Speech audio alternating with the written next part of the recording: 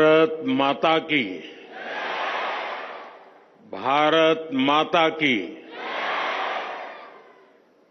केंद्रीय मंत्रिमंडल में मेरे सहयोगी अन्नपूर्णा देवी जी, सावित्री ठाकुर जी, सुकांतो मजूमदार जी,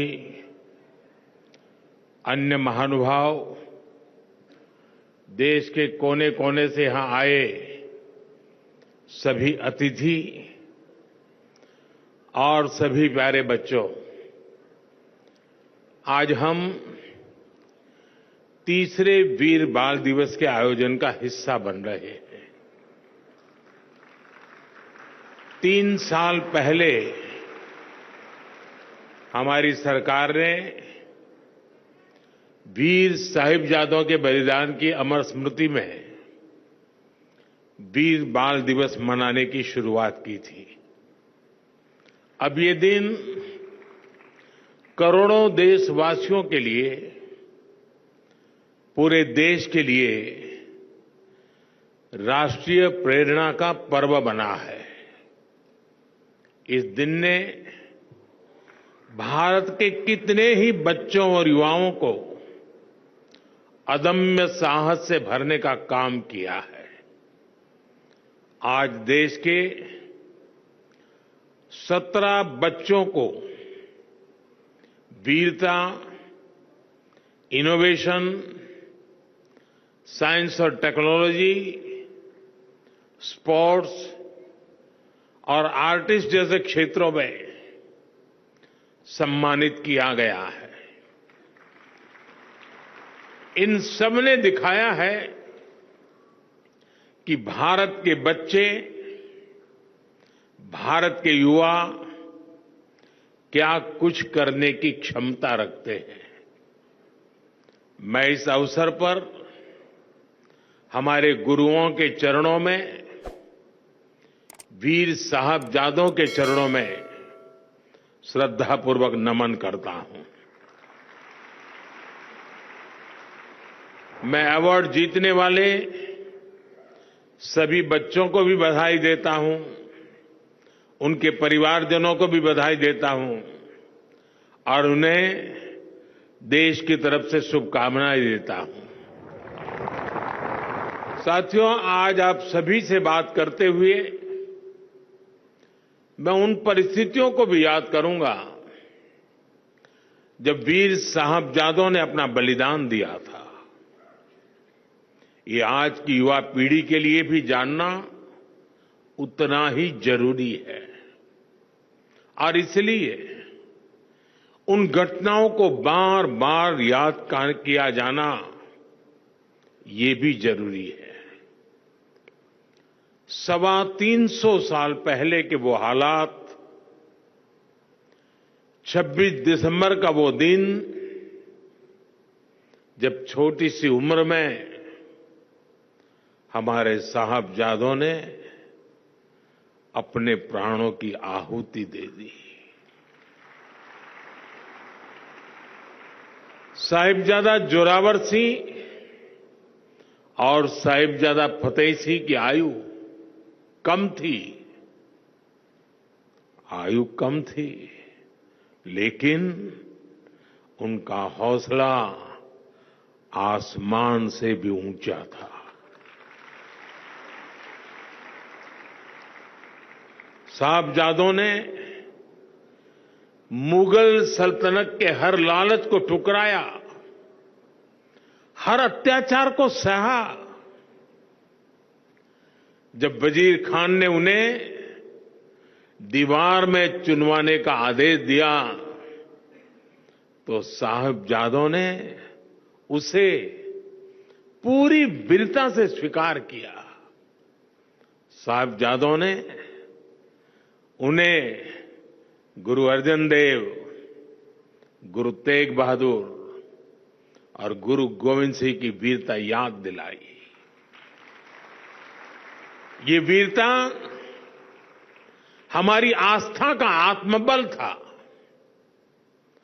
साहिबजादों ने प्राण देना स्वीकार किया, लेकिन आस्था के पथ से वो कभी विचलित नहीं हुए। वीर बाल दिवस का ये दिन हमें ये सिखाता है कि चाहे कितनी भी विकट स्थितियां आए, कितना भी विपरीत समय क्यों न हो, देश और देश हित से बड़ा कुछ नहीं होता। इसलिए देश के लिए किया गया हर काम वीरता है। देश के लिए जीने वाला हर बच्चा, हर युवा वीर बालक है। साथियों, वीर बाल दिवस का ये वर्ष और भी खास है। ये वर्ष भारतीय गणतंत्र की स्थापना का, हमारे संविधान का 75वां वर्ष है।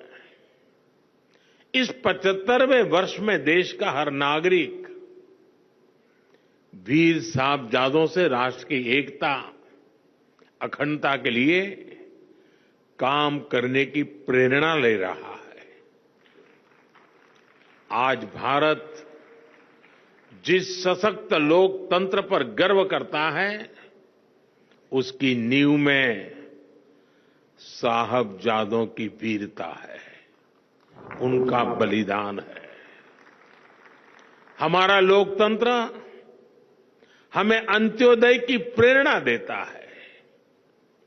संविधान में सिखाता है कि देश में कोई भी छोटा बड़ा नहीं है, और ये नीति, ये प्रेरणा हमारे गुरुओं के सर्वदा भला के उस मंत्र को भी सिखाती है, जिसमें सभी के समान कल्याण की बात कही गई है।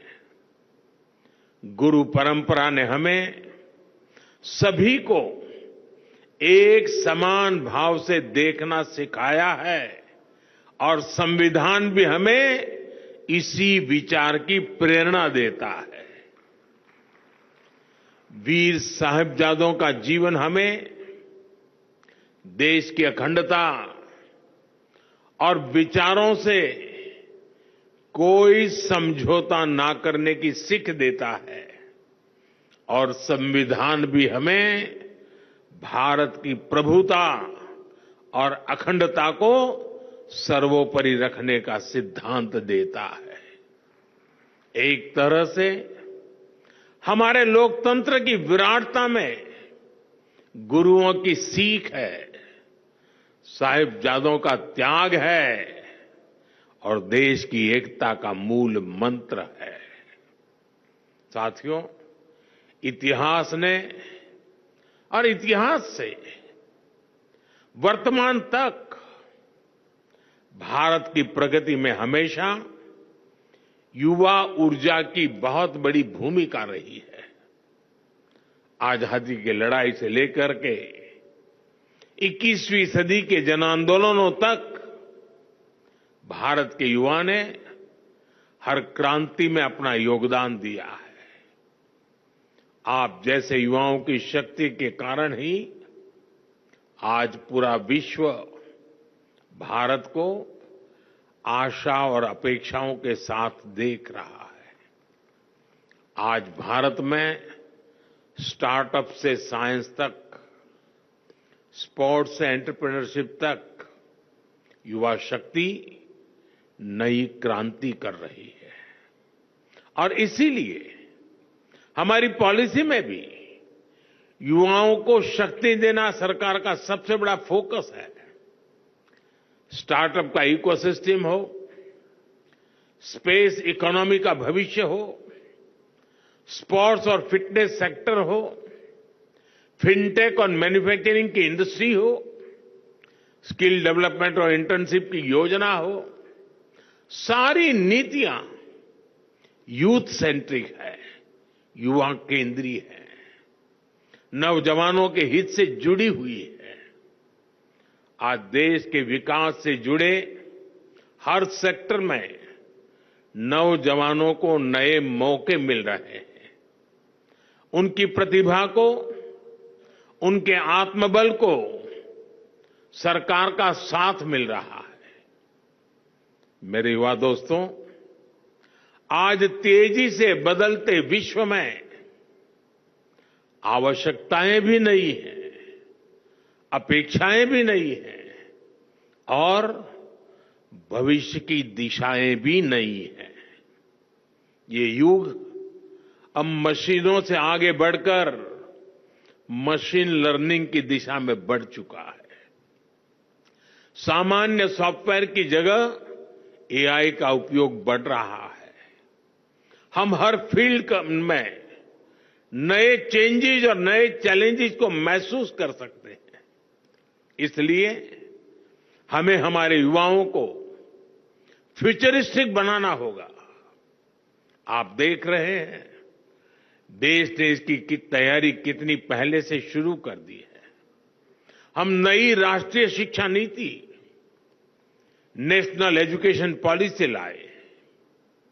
हमने शिक्षा को आधुनिक कलेवर में ढाला, उसे खुला आसमान बनाया। हमारे युवा केवल किताबी ज्ञान तक सीमित न रहें, इसके लिए कई प्रयास किए जा रहे हैं। छोटे बच्चों को इनोवेटिव बनाने के लिए देश में 10,000 से ज्यादा अटल टिंकरिंग लैब शुरू की गई है। हमारे युवाओं को पढ़ाई के साथ साथ अलग अलग क्षेत्रों में व्यावहारिक अवसर मिले, युवाओं में समाज के प्रति अपने दायित्वों को निभाने की भावना बढ़े।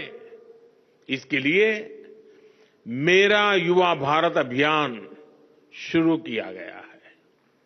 भाइयों बहनों, आज देश की एक और बड़ी प्राथमिकता है फिट रहना।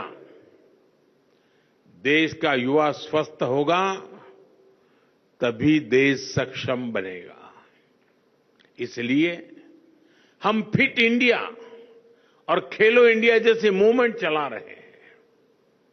इन सभी से देश की युवा पीढ़ी में फिटनेस के प्रति जागरूकता बढ़ रही है।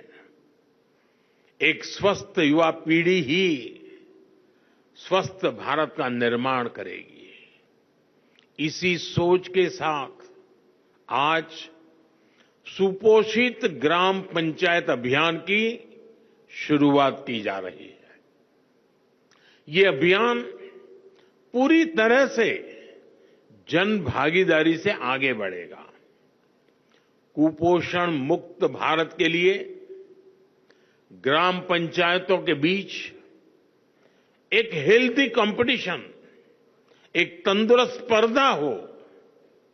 सुपोषित ग्राम पंचायत विकसित भारत का आधार बने, ये हमारा लक्ष्य है। साथियों, वीर बाल दिवस हमें प्रेरणाओं से भरता है और नए संकल्पों के लिए प्रेरित करता है। मैंने लाल किले से कहा है, अब बेस्ट ही हमारा स्टैंडर्ड होना चाहिए। मैं अपनी युवा शक्ति से कहूंगा कि वो जिस सेक्टर में हो उसे बेस्ट बनाने के लिए काम करें। अगर हम इंफ्रास्ट्रक्चर पर काम करें तो ऐसे करें कि हमारी सड़कें, हमारा रेल नेटवर्क, हमारा एयरपोर्ट इंफ्रास्ट्रक्चर दुनिया में बेस्ट हो। अगर हम मैन्युफैक्चरिंग पर काम करें तो ऐसे करें कि हमारे सेमीकंडक्टर, हमारे इलेक्ट्रॉनिक्स, हमारे ऑटो व्हीकल दुनिया में बेस्ट हो। अगर हम टूरिज्म में काम करें तो ऐसे करें कि हमारे टूरिज्म डेस्टिनेशन, हमारी ट्रैवल एमेनिटी, हमारी हॉस्पिटैलिटी दुनिया में बेस्ट हो। अगर हम स्पेस सेक्टर में काम करें तो ऐसे करें कि हमारी सैटेलाइट्स, हमारी नेविगेशन टेक्नोलॉजी, हमारी एस्ट्रोनॉमी रिसर्च दुनिया में बेस्ट हो। इतने बड़े लक्ष्य तय करने के लिए जो मनोबल चाहिए होता है, उसकी प्रेरणा भी हमें वीर साहबजादों से ही मिलती है। अब बड़े लक्ष्य ही हमारे संकल्प है। देश को अपनी क्षमता पर पूरा भरोसा है। मैं जानता हूं भारत को जो युवा दुनिया की सबसे बड़ी कंपनियों की कमाल संभाल सकता है, भारत का जो युवा अपने इनोवेशन से आधुनिक विश्व को दिशा दे सकता है, जो युवा दुनिया के हर बड़े देश में, हर क्षेत्र में अपना लोहा मनवा सकता है, वो युवा जब उसे आज नए अवसर मिल रहे हैं तो वो अपने देश के लिए क्या कुछ नहीं कर सकता। इसलिए विकसित भारत का लक्ष्य सुनिश्चित है। आत्मनिर्भर भारत की सफलता सुनिश्चित है। साथियों, समय हर देश के युवा को अपने देश का भाग्य बदलने का मौका देता है। एक ऐसा कालखंड जब देश के युवा अपने साहस से, अपने सामर्थ्य से देश का कायाकल्प कर सकते हैं। देश ने आजादी की लड़ाई के समय देखा है, भारत के युवाओं ने तब विदेशी सत्ता का घमंड तोड़ दिया था। जो लक्ष्य तब के युवाओं ने तय किया, वो उसे प्राप्त करके ही रहे। अब आज के युवाओं के सामने भी विकसित भारत का लक्ष्य है। इस दशक में हमें अगले 25 वर्षों के तेज विकास की नींव रखनी है। इसलिए भारत के युवाओं को ज्यादा से ज्यादा इस समय का लाभ उठाना है। हर सेक्टर में खुद भी आगे बढ़ना है, देश को भी आगे बढ़ाना है। मैंने इसी साल लाल किले की प्राचीर से कहा है, मैं देश में 1 लाख ऐसे युवाओं को राजनीति में लाना चाहता हूं जिसके परिवार का कोई भी सक्रिय राजनीति में न रहा हो। अगले 25 साल के लिए ये शुरुआत बहुत महत्वपूर्ण है। मैं हमारे युवाओं से कहूंगा कि वो इस अभियान का हिस्सा बने ताकि देश की राजनीति में एक नवीन पीढ़ी का उदय हो। इसी सोच के साथ अगले साल की शुरुआत मैंने 2025 जनवरी में स्वामी विवेकानंद जी की जयंती के अवसर पर विकसित भारत यंग लीडर्स डायलॉग का आयोजन भी हो रहा है। पूरे देश, गांव-गांव से, शहर और कस्बों से लाखों युवा इसका हिस्सा बन रहे हैं। इसमें विकसित भारत के विजन पर चर्चा होगी, उसके रोड मैप पर बात होगी।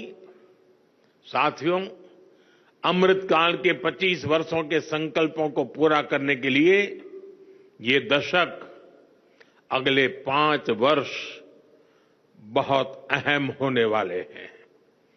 इसमें हमें देश की संपूर्ण युवा शक्ति का प्रयोग करना है। मुझे विश्वास है आप सब दोस्तों का साथ, आपका सहयोग और आपकी ऊर्जा भारत को असीम ऊंचाइयों पर लेकर जाएगी।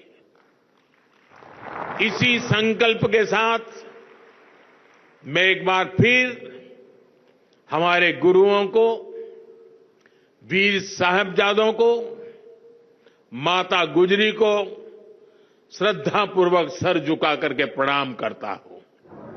आप सबका बहुत बहुत धन्यवाद।